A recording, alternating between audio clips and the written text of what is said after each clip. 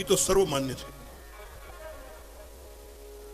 પછી પુષ્ટિ માર્ગ હોય, સ્વામિનારાયણ માર્ગ હોય, શૈવ પંથ હોય, વૈષ્ણવ પંથ હોય,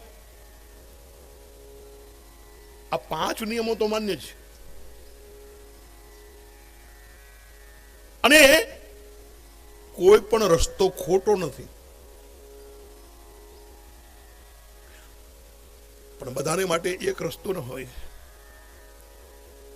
બધાને માટે એક રસ્તો ન હોય. અને એટલે આપણે ભાળ્યો ઈ જ રસ્તો સાચો એમ કેવું ઈ બેઈમાની છે. હા, આપણે એમ કહી આ રસ્તાની મને ખબર છે પણ બીજો ખોટો છે. બોલો જય સિયારામ.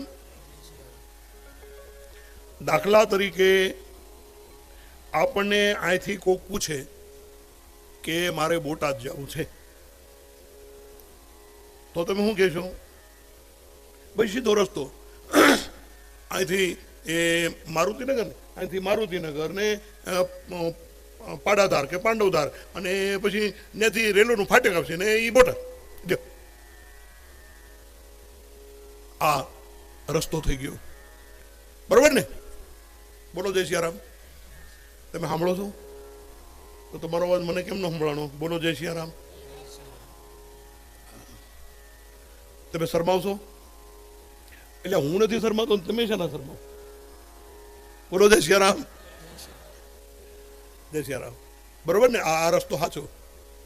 આ જવાબ તમે કોઈ પણને આપો, કોઈ પણ તમને પૂછે કે મારે બોટાદ જવું છે, તો તમે એને આ જવાબ આપો ને આ જવાબ 100% સાચો.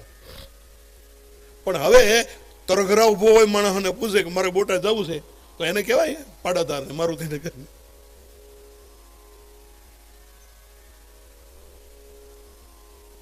પાળિયાદ ઉભો હોય અને માણસ એમ કે મારે બોટાદ જવું છે, તો તમારો જવાબ ફરી ગયો, કારણ કે એનો રસ્તો ફરી ગયો.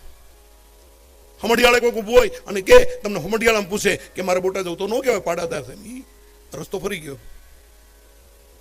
નાગલપુર ઉભો હોય અને કે મારે બોટાદ જવું, તો તમારો જવાબ ફરી ગયો.